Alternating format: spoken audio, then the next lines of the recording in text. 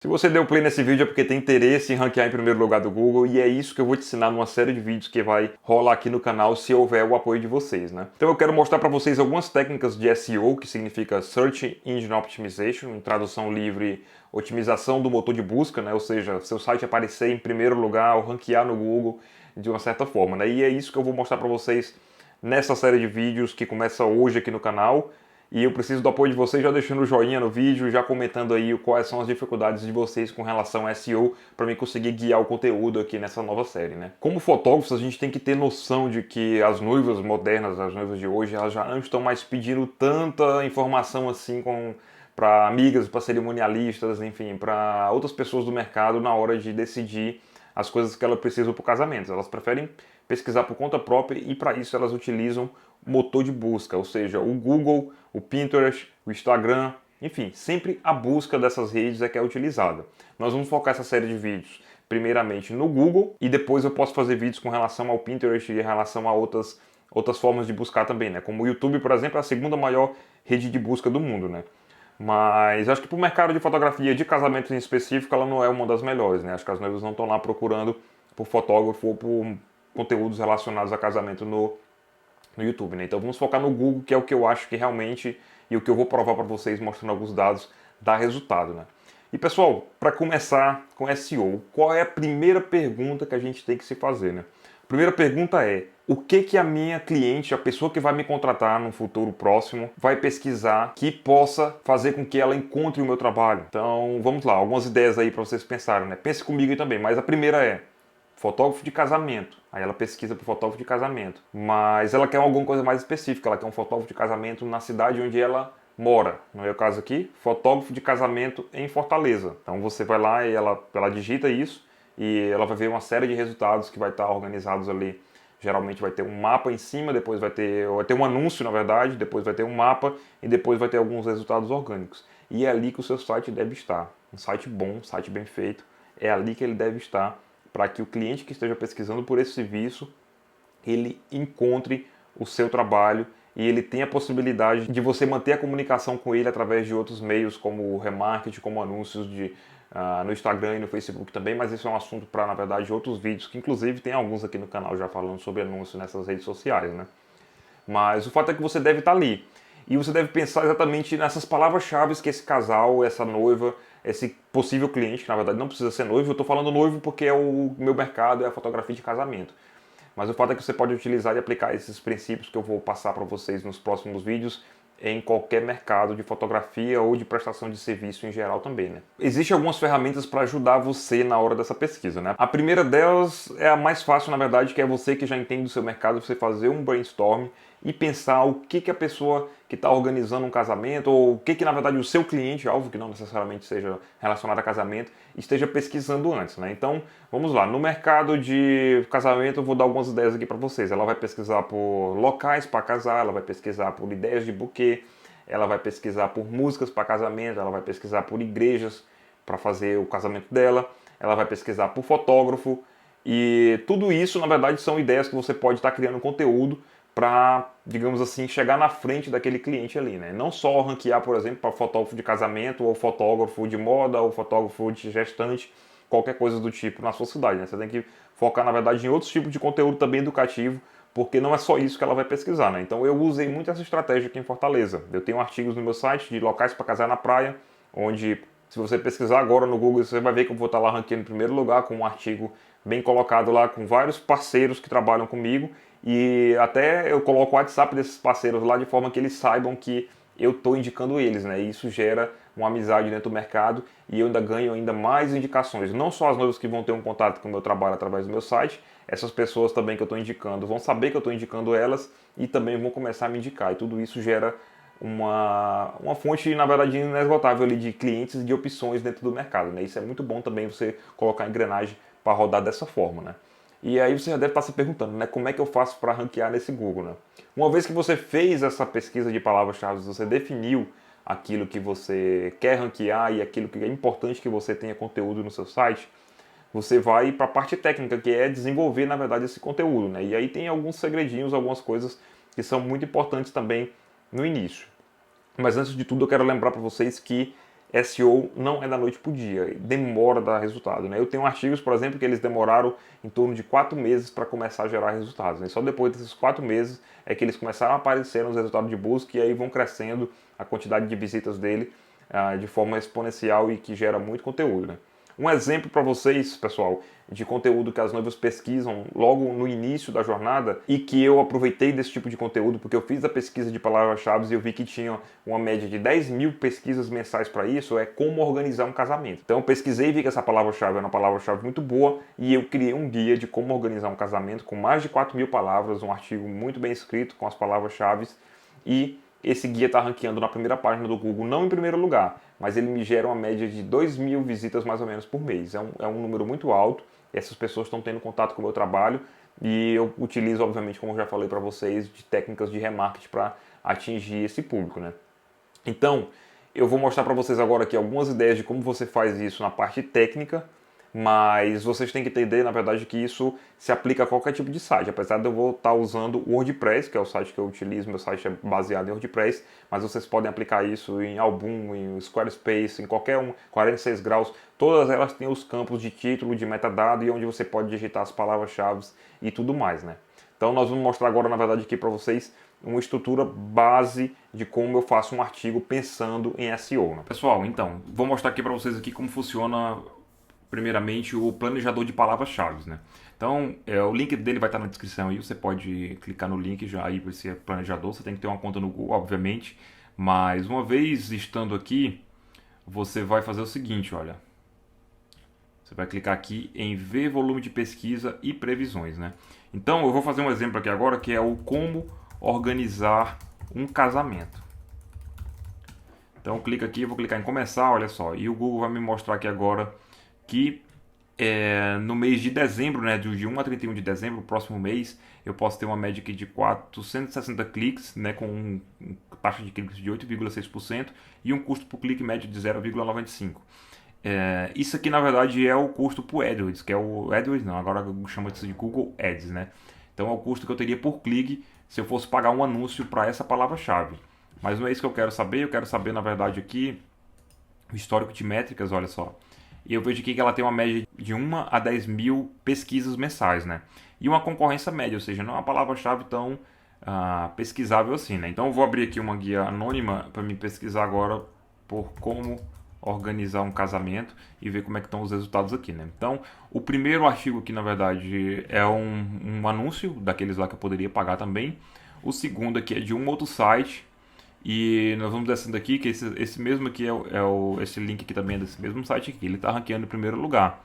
Ou seja, ele fez mais bem feito que eu, ou o site dele tem um pouco mais de autoridade, enfim, alguns ou mais links para o site dele, alguns motivos que fazem com que ele esteja em primeiro. Então eu estou aqui em segundo lugar recebendo uma boa quantidade de visitas. Se eu clicar aqui, olha só, vai lá para o meu site. E agora eu vou mostrar a estrutura para vocês aqui de qual o pensamento por trás disso, né? A estrutura aqui na frente, aqui no front-end ainda, né? Então a primeira coisa que me faz aqui ranquear, olha só, na URL do artigo eu tenho exatamente a palavra-chave que eu estou tentando ranquear. Então eu coloco aqui como organizar um casamento, exatamente isso na URL, uma URL limpa, sem nada de datas ou códigos ou traços ou números ou qualquer outra coisa que não seja pesquisável. Né? Então vocês já podem notar isso aqui pela URL.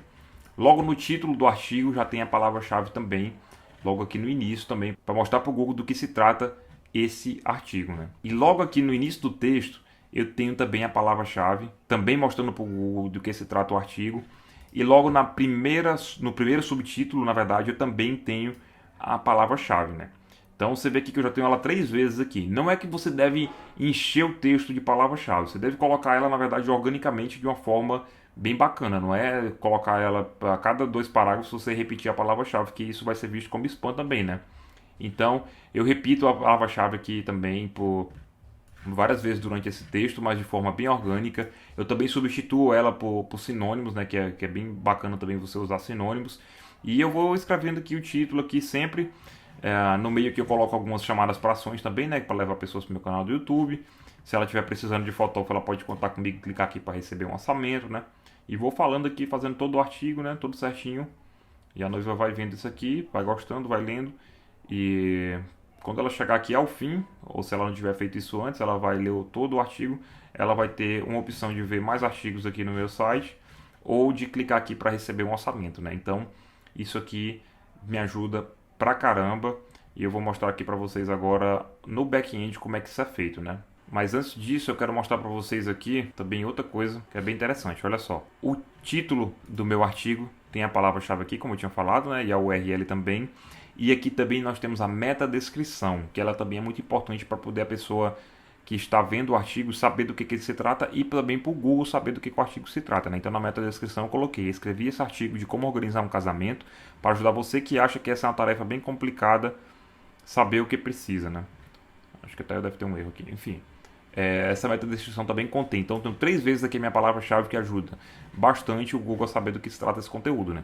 Aí você pode estar me perguntando, basta fazer isso para me ranquear em primeiro lugar? Não. Tem muitos outros fatores, como idade do domínio, como a quantidade de pessoas que linkam para o seu site, como é a estrutura do seu site, na verdade, se o seu site é rápido, se ele carrega bem, se ele tem bastante imagens, se as pessoas que clicam nele continuam lendo o artigo e não voltam rapidamente para o Google, né, que isso chama-se bouncing rate, né, que é bem ruim se o seu site não tiver, se as pessoas estiverem visitando o seu site e voltando rapidamente para o Google, né. Então, pessoal, vou mostrar aqui rapidamente para vocês, antes de ir lá para o dashboard do meu site, os artigos que tem mais visitas no meu site, nos últimos 30 dias, eu não estou considerando o ano inteiro, né. Então você pode ver aqui que em primeiro lugar exatamente está esse artigo, como organizar um casamento, com 5.272 visitas nos últimos 30 dias, né.